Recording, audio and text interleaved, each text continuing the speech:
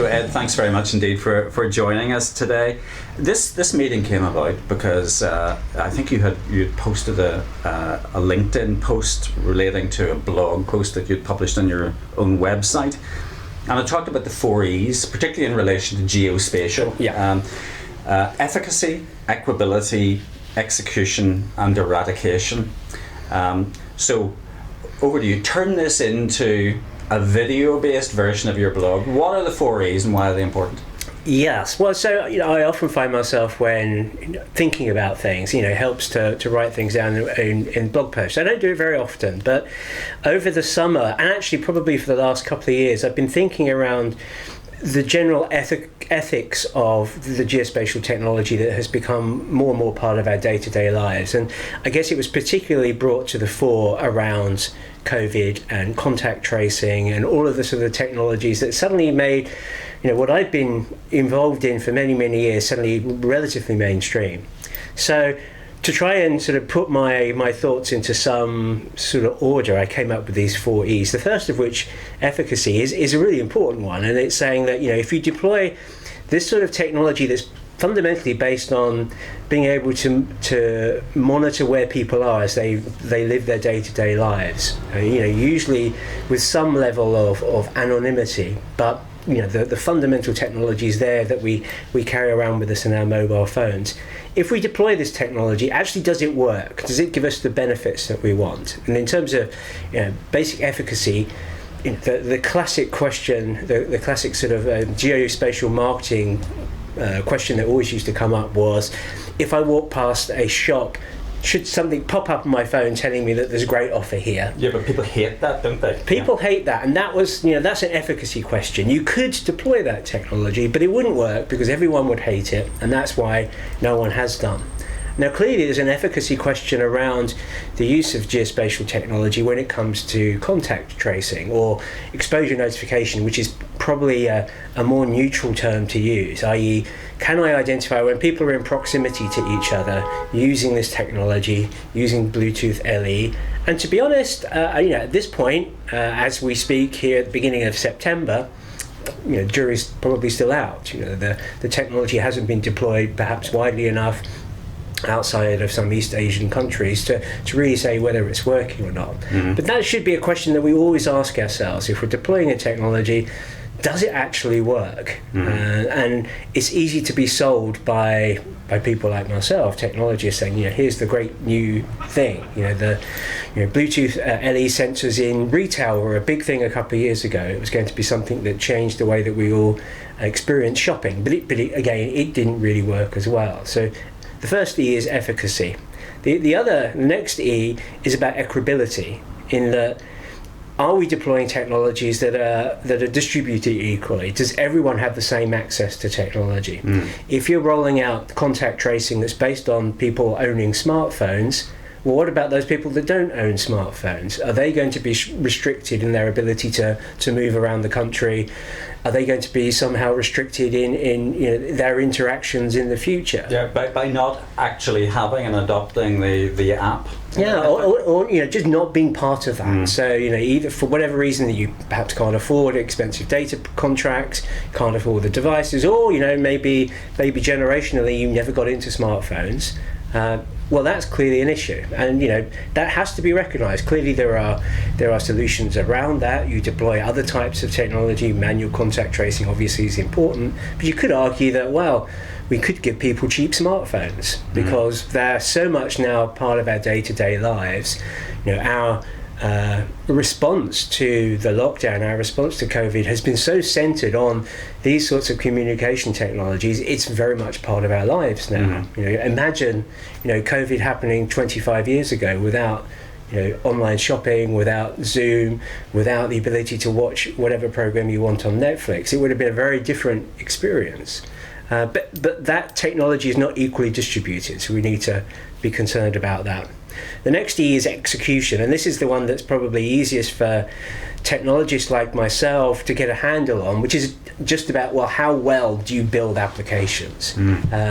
How well do you communicate how those applications work with the user community? there's still, a lot of misunderstandings, misrepresentation about location-based services, location tracking, this sort of technology that, to be honest, many of us as technologists haven't done a very good job in explaining actually what's going on behind the scenes.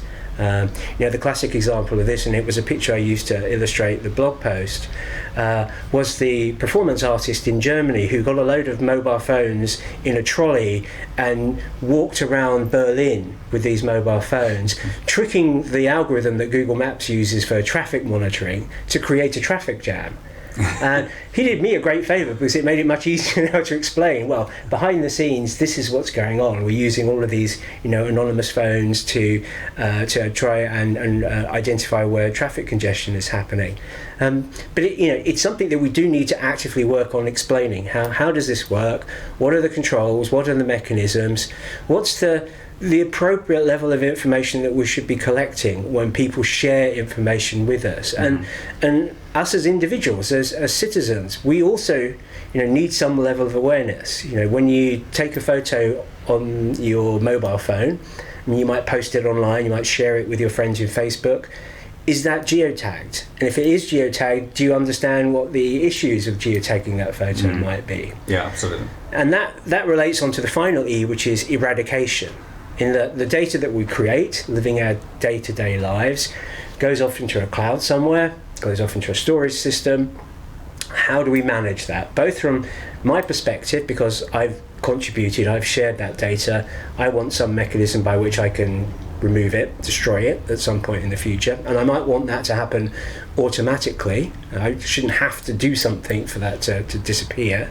Or it might be actually me as a system developer, I need to think about, well, what is the appropriate level of information to collect? And realistically, under the sort of regimes that we currently exist in Europe and in California, and it's the right thing to do, we should only collect the very bare minimum of information that we actually need. So you'll see, you're seeing a move towards this at the moment. You'll see it over the next year or so, I'm sure.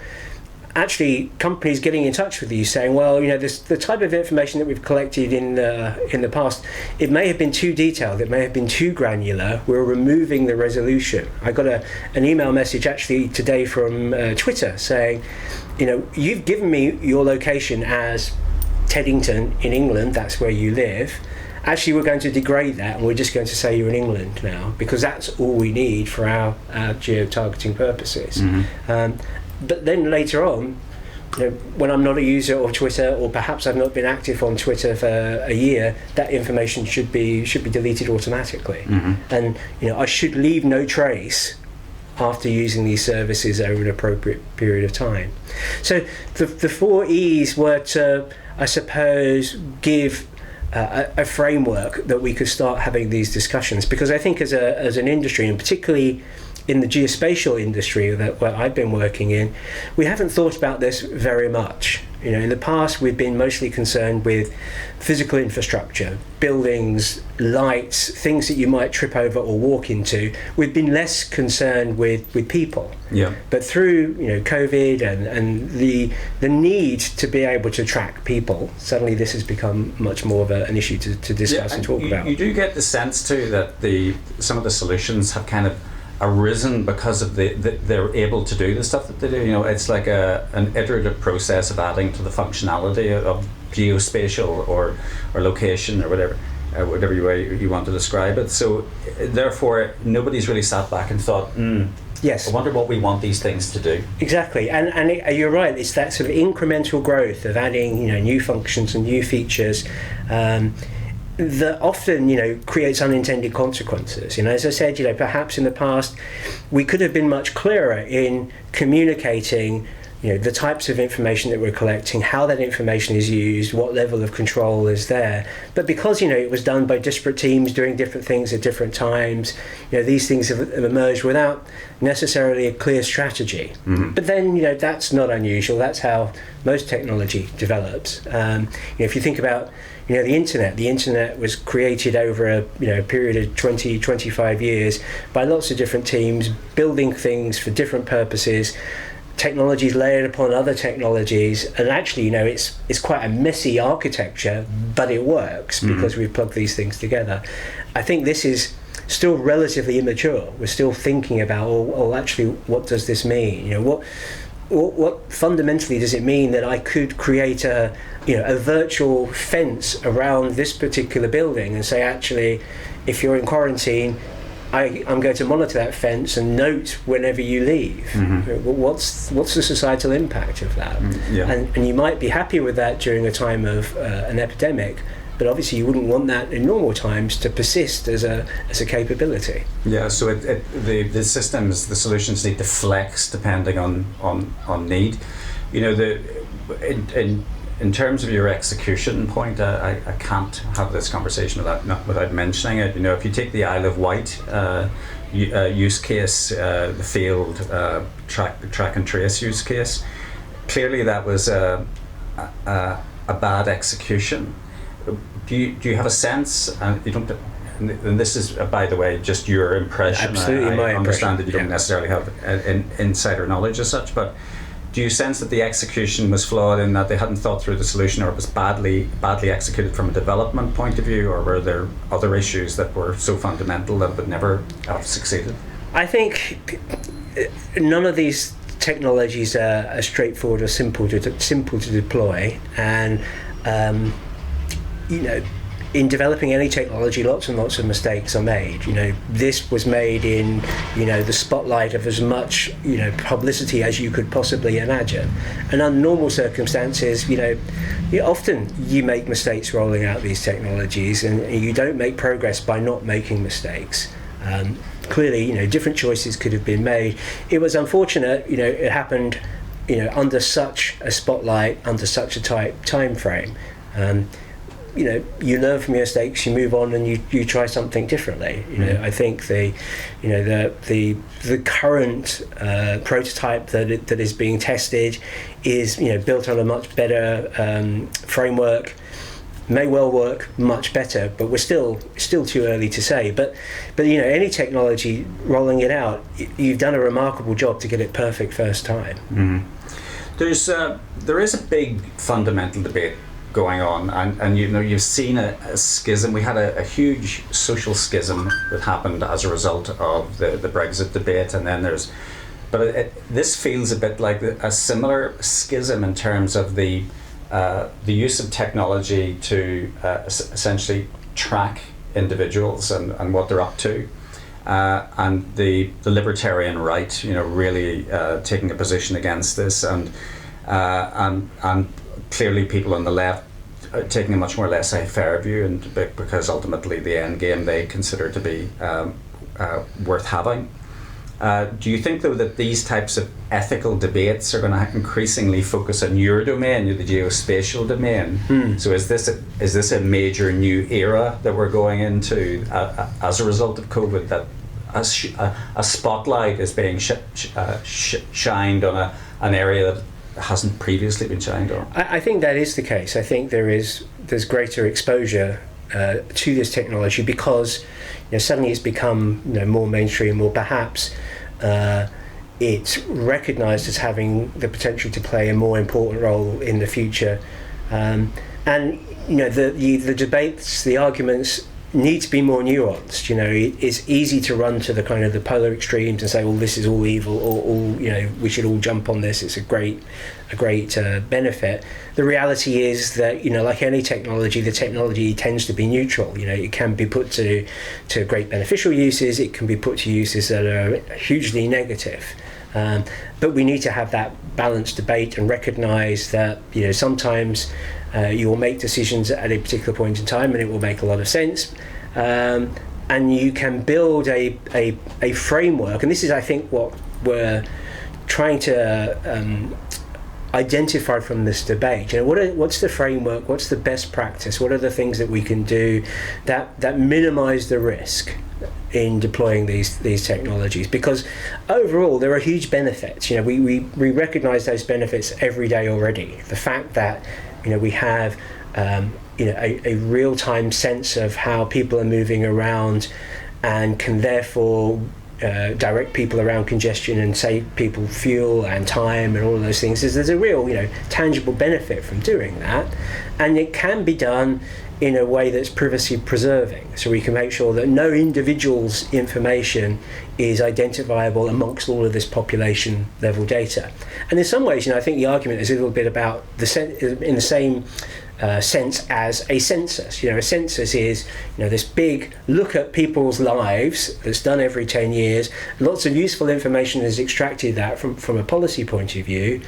But the Office for National Statistics works really, really hard to make sure that you as an individual can't be identified from that overall data set. The information in the aggregate. And it's that aggregate view that's most valuable, and that's what we want to try to protect at all times. And I think we've got the tools to do that from a technological point of view. Things in terms of a technological differential privacy is really important in kind of adding noise to the data to make sure that an individual can't be identified.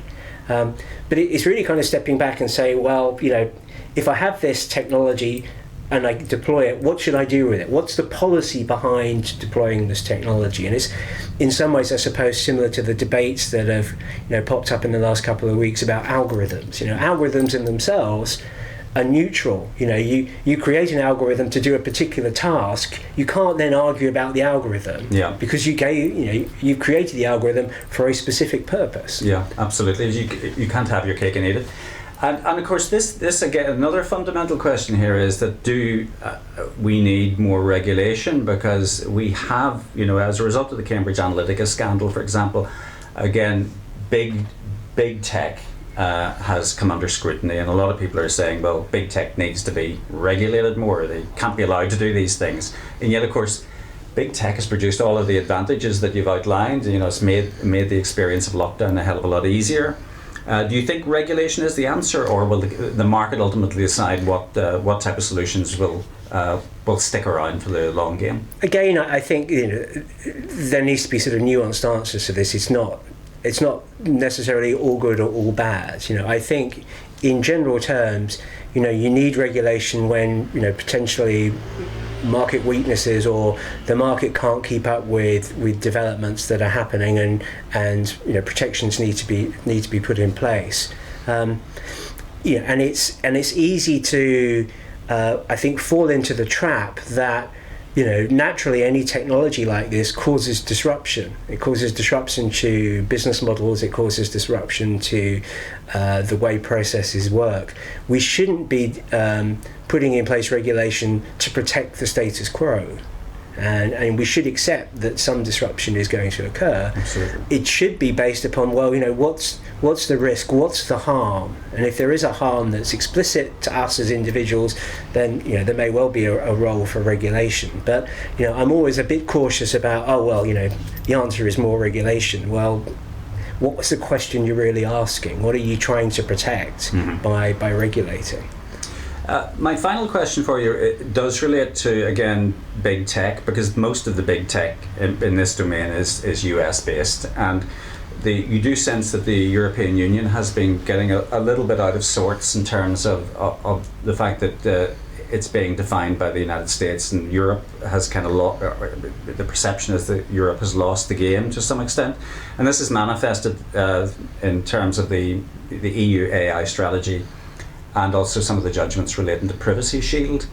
Do you think this momentum is going to continue like this, or has this game been won already and it's kind of slam dunk? Well, I guess it depends how you define the game. In some ways, it's clear that the developments of the current big technology providers, their success has come from there being a big market in the United States that doesn't really still exist in Europe. Access to capital is much easier in the States, and access to intellectual capital is in many ways easier in the United States, and there's naturally a more entrepreneurial spirit there. I think if you want to replicate the success of the American technology companies in Europe, you have to do what the American technology companies did in Europe. I think there's no point in trying to somehow restrict the success of the American companies, therefore allowing more space for some mysterious European company to appear, you've got to play the game. You've got to be successful at playing the game. I'm outside of my day job, I'm a lapsed pilot and an aviation enthusiast, and I look at the two major airline manufacturers of the world now, Boeing and Airbus in Europe.